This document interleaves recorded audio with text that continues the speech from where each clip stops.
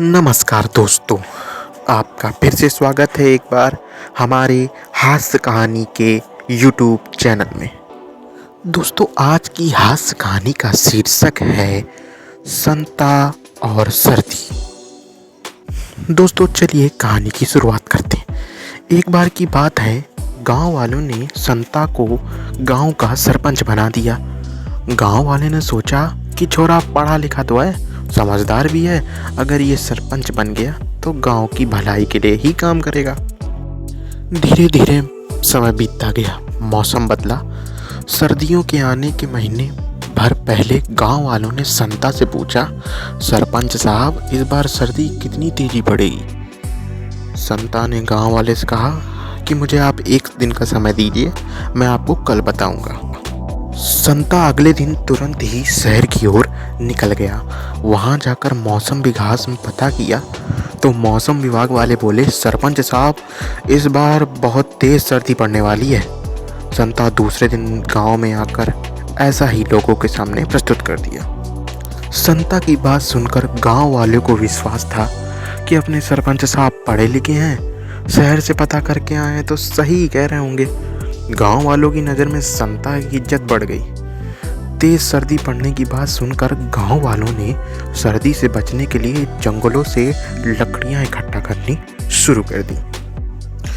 महीने भर बाद जब सर्दियों का कोई नामो निशान नहीं दिखा तो गांव वालों ने संता से फिर पूछा।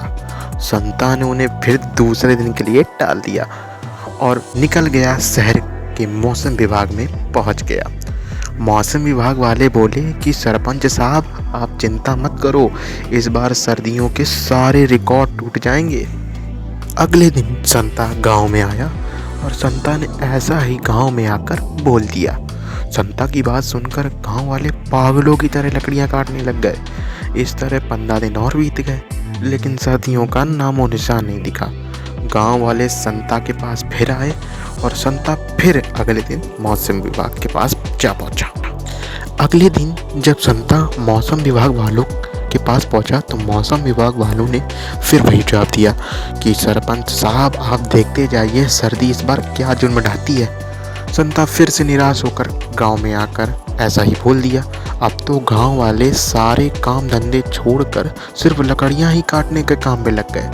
इस तरह 15 दिन और बीत गए, लेकिन सर्दियों शुरू होने का नामो निशान नहीं था। गांव वाले संता को कोसने लगे। संता ने उनसे एक दिन का वक्त और मांगा। संता तुरंत मौसम विभाग पहुंचा तो उन्होंने फिर से ये जवाब दिया कि सरपंच साहब, इस बार सर्दियों के सारे रिकॉर्ड तोड़ने वाले हैं। अब संता का धैर्य जवाब दे गया। संता ने मौसम विभाग वालों से पूछा, आप इतने विश्वास से कैसे कह सकते हैं? मौसम विभाग वालों ने भी ऐसा जवाब दिया। मौसम विभाग वाले बोले, सरपंच साहब, हम पिछले 2 महीने से देख रहे हैं, पड़ोस के गांव वालों पागलों की तरह लकड़ियां इकट्ठी कर रहे हैं। इसका मतलब आप समझे? इसका मतलब सर्दी बहुत तेज से पड़ने वाली है। संता वहीं चक्कर खाकर गिर गया।